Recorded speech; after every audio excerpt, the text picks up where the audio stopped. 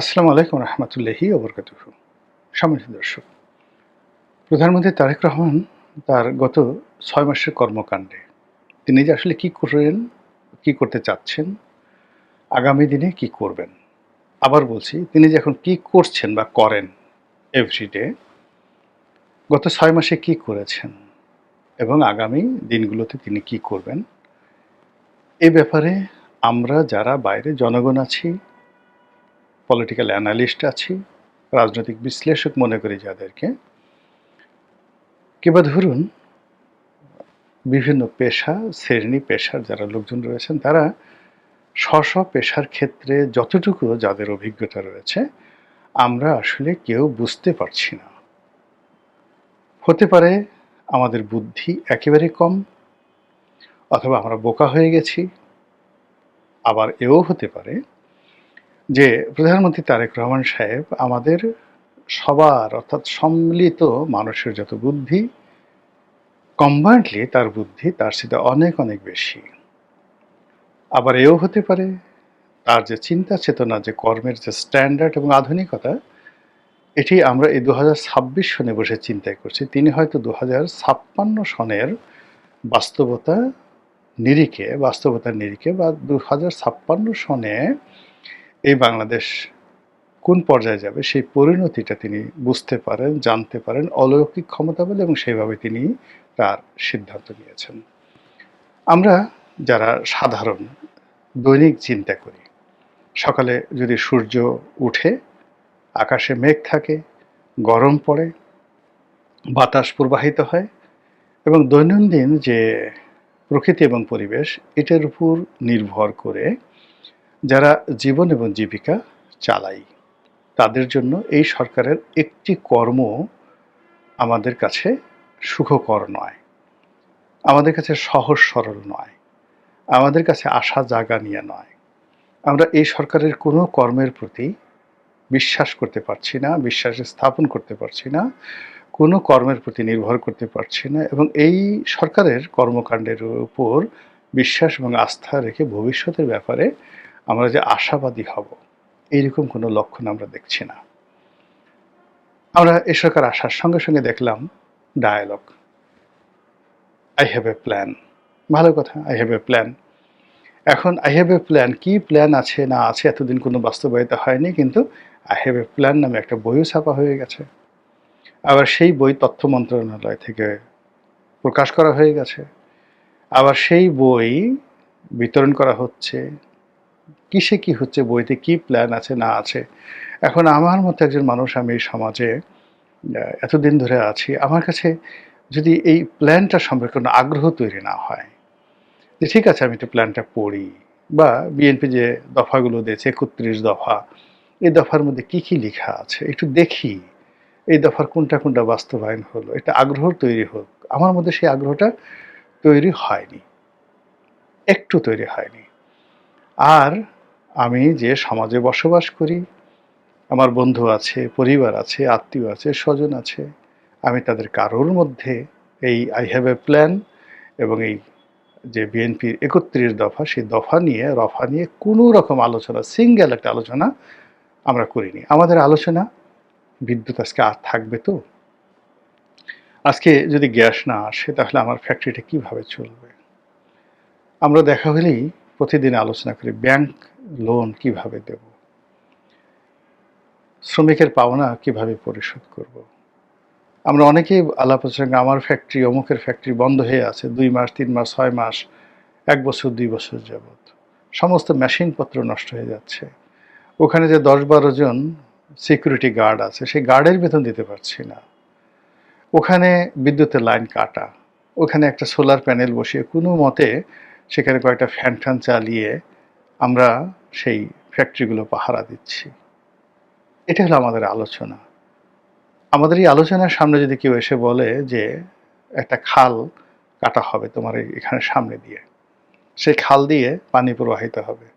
আমাদের সামনে যদি কেউ এসে বলা হয় যে তোমার এই দারোয়ানের বউকে দুটো ফ্যামিলি কার্ড দেওয়া হবে, আপনি নিজে একটু চিন্তা করেন যে মালিক, যার কোম্পানিতে ১০,০০০, ১৫,০০০, ২০,০০০ শ্রমিক কাজ করে বা করত, সে ৫০০ কোটি, ১,০০০ কোটি, ২,০০০ কোটি টাকা ব্যাংক ঋণে আবদ্ধ হয়ে এই ঢাকা শহরে ফকিরের মতো ঘুরে বেড়াচ্ছে। তার ড্রাইভারের বেতন দিতে পারছে না।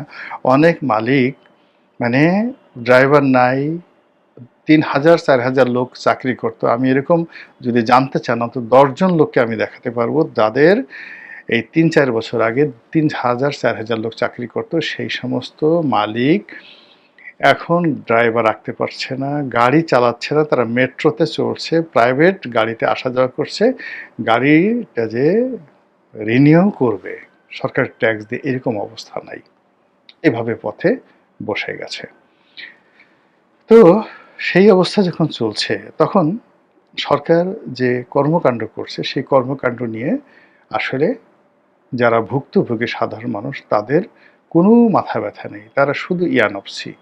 সেই ইয়ানফসি হলো ব্যাংক থেকে কেউ যদি ১ লাখ টাকা তুলে সেই ১ লাখ টাকা নিরাপদে ঘরে নিয়ে যাওয়া, এটা তার টেনশন।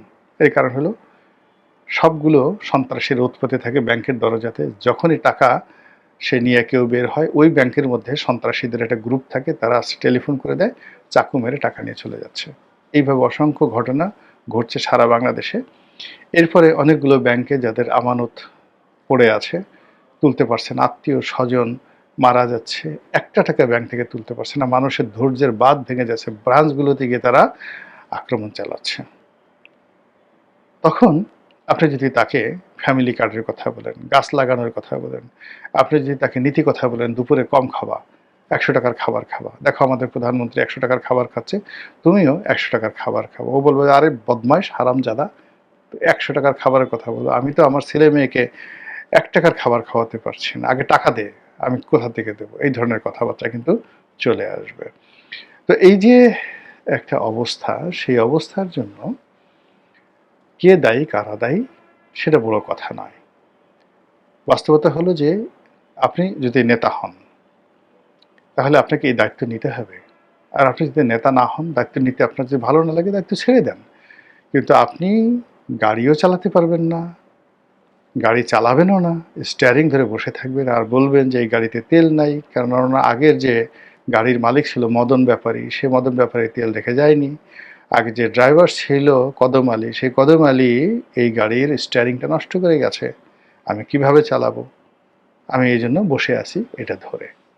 বলেন তো, যাত্রী যারা আছে তারা কি বলবে আপনাকে? এরকম কোনো ড্রাইভারকে কেউ চাইবে? কাজে এখন যারা রাষ্ট্র পরিচালনা করছেন তারা যখন বিগত সরকারগুলোকে দায়ী করছেন, এটা আপনাদের একটা আত্মতৃপ্তি হতে পারে, কিন্তু এটা সাধারণ মানুষজন যারা ভুক্তভোগী তারা কোনো অবস্থাতেই এটা মেনে নিচ্ছে না। কিভাবে একটি ইন্ডাস্ট্রি চলে, কিভাবে কর্মসংস্থান হয়? আপনি ধরুন একজন মানুষ একটা মৎস্য খামার করেছে, সেখানে একটা পানির মোটর চলবে খামারের মধ্যে, সেই মোটর চলে সেখানে পানির মধ্যে অক্সিজেন দেবে। সে ছোট্ট একটা মোটর সে চালাতে পারেনি। আর সেই মোটরটি যদি অন্য সময় হতো, সে যদি জানতো ৬ মাস আগে এরকম অবস্থা হবে, সে হয়তো সেখানে একটা ডিজেল মোটর আনতে পারতো, সে হয়তো একটা সোলার মোটর আনতে পারতো, কিন্তু সেই সময়টা সে পায়নি। এই বিদ্যুতের লোডশেডিংয়ের কারণে তার পুরো খামারের ১৫ কোটি টাকার মাছ মরে গেল। সেই লোকের কান্না এখন রীতিমতো ভাইরাল হয়ে পড়েছে। এই অবস্থাতে যদি আপনি তাদের কাছে গিয়ে বলেন নামাজ পড়ো, ধৈর্য ধারণ করো, সবর করো, ওয়াকিমুস সালাতা ওয়াতুজ জাকাতা, আপনি এই সমস্ত কথাবার্তা বলেন, মানুষ মেজাজ ঠিক রাখতে পারবে না। এই অবস্থাতে গিয়ে যদি আপনি মনে করেন ওই মৎস্য খামারে যে কাঁদতেছে, আপনি সেখানে গেলেন, জান্নাতের একটা টিকিট নিয়ে গেলেন, তাকে একটু জড়ায় ধরলেন, তার কপালের উপর একটা চুমু দিলেন, ওই লোকটার যদি সামর্থ্য থাকে আপনাকে একটা পচা মাছ আপনার নাকের মুখের মধ্যে আপনাকে সেই পচা মাছ ভরে দেবে। এরকম একটা অবস্থা, মানুষ যে যার অবস্থা থেকে ধৈর্য হারিয়ে ফেলছে। তো এইরকম যখন একটা উত্তপ্ত অবস্থা, ঠিক সেই সময়টিতে সরকারের যারা কর্তা ব্যক্তি তারা একটার পর একটা ভুল করে যাচ্ছেন, মারাত্মক সব ভুল করে যাচ্ছেন। আমি যদি এই মুহূর্তে আমাকে বলা হতো যে প্রধানমন্ত্রীর পদে বসে আপনার দৃষ্টিতে সবচেয়ে প্রথম করণীয় কাজটা কি, বাংলাদেশে যে ঘটনা ঘটেছে ফেব্রুয়ারি নির্বাচনের পরে, আমার দৃষ্টিতে প্রথম কাজ হতো একেবারে উইদিন 7 ডেজের মধ্যে ভারতে নরেন্দ্র মোদীর সঙ্গে বৈঠক করা অথবা নরেন্দ্র মোদীকে জাঁকজমকপূর্ণভাবে বাংলাদেশে আনা। কে কি বলল, কে কি সমালোচনা করলো, ডাজ নট ম্যাটার। বিএনপির কোটি কোটি ভক্ত আছে, মুরিদ আছে, কর্মী আছে।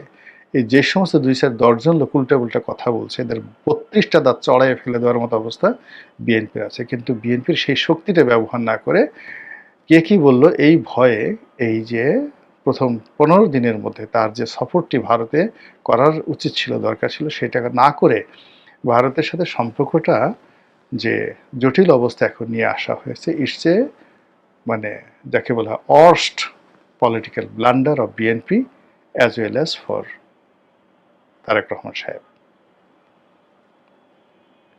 বহু কারণ আছে। আমি ভারতের যে পক্ষে এরকম কথা না। এখন ভারতের সাথে আমার যে আন্তঃবাণিজ্য, আমার যে সীমান্ত বাণিজ্য, ভারতের সঙ্গে আমার যে সীমান্ত সমস্যা, ভারতের সঙ্গে আমার যে অর্থনৈতিক লেনদেন, ভারতের সঙ্গে আমার যে যাতায়াত, ইকোনমির যে অংশগুলো, almost 40% of our total economy, gross economy, প্রকাশ্য, অপ্রকাশ্য, ডাইরেক্ট অ্যান্ড ইনডাইরেক্ট, প্রত্যক্ষ এবং পরোক্ষভাবে আমাদের 40% ইকোনমি ভারতের উপর নির্ভরশীল। বাকি 60% ইকোনমি সারা দুনিয়া এবং আমাদের অভ্যন্তরীণ যে সেক্টর, এই সেক্টরের উপর নির্ভর করে।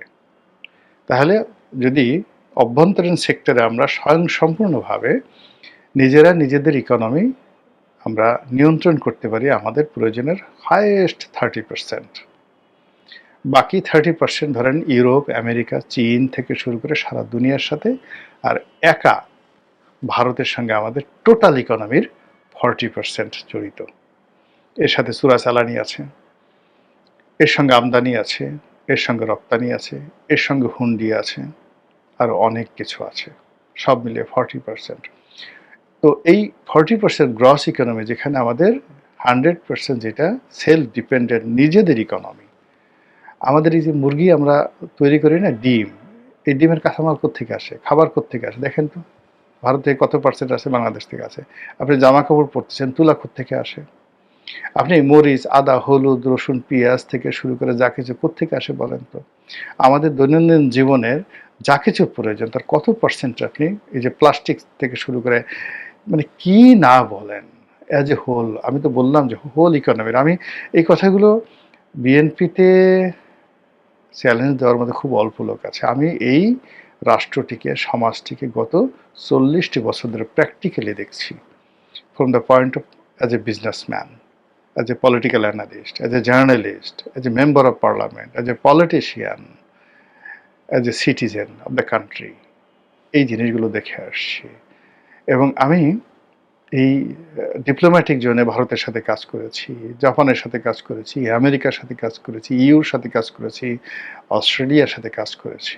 ফলে এখন যারা নতুন আসছে তারা মানে এদের মধ্যে খুব অল্প লোক আছেন পুরনো অভিজ্ঞতা সম্পন্ন।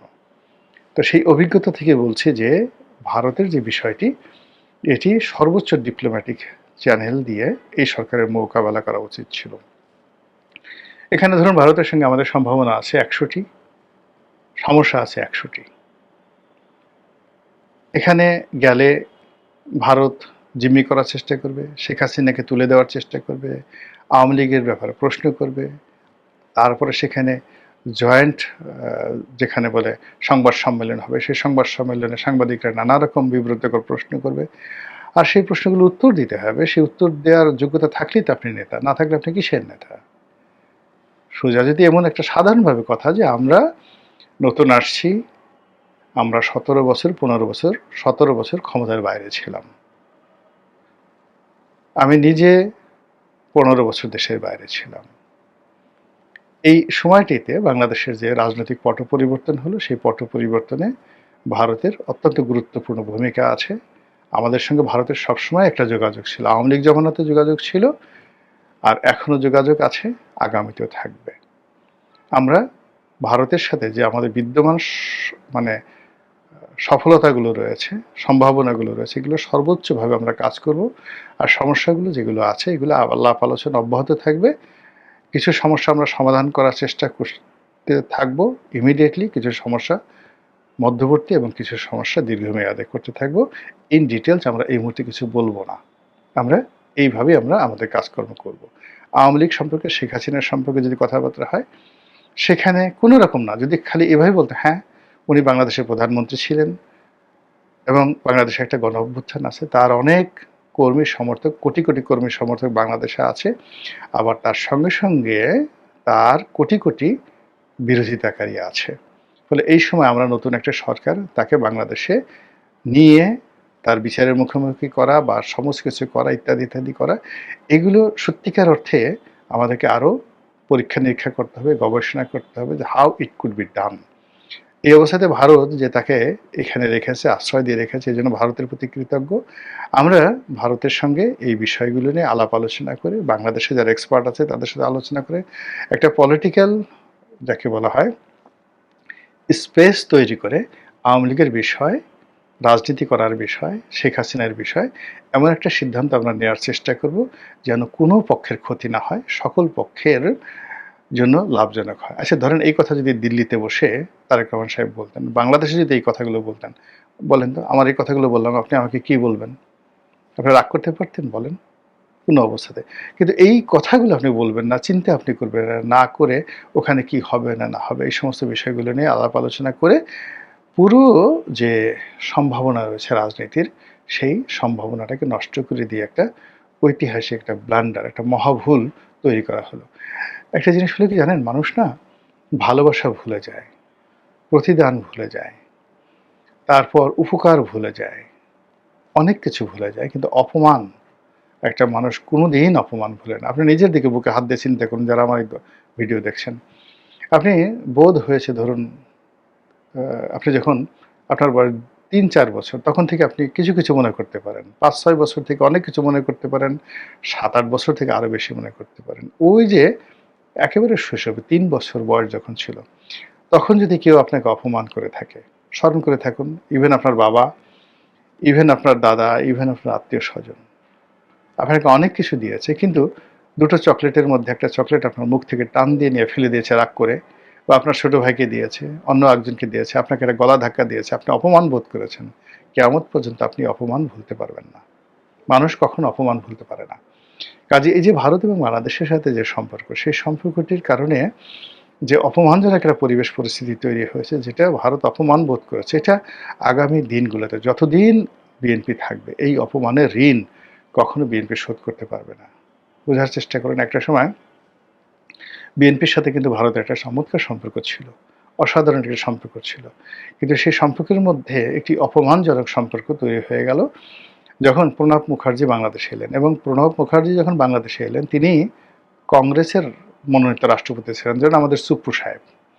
তো ভারত এমন একটা রাষ্ট্র, ক্ষমতায় বিজেপি, ক্ষমতায় বিজেপি মানে আপনার নরেন্দ্র মোদী।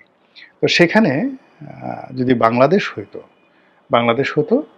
বাংলাদেশ হলে কি হতো, বিএনপি শাসনামল চলছে, শাহাবুদ্দিন সুপ্পু সাহেব ভারতে গিয়ে অপমানিত হয়েছেন, এটা বিএনপির লোকজন বগল বাজাতো।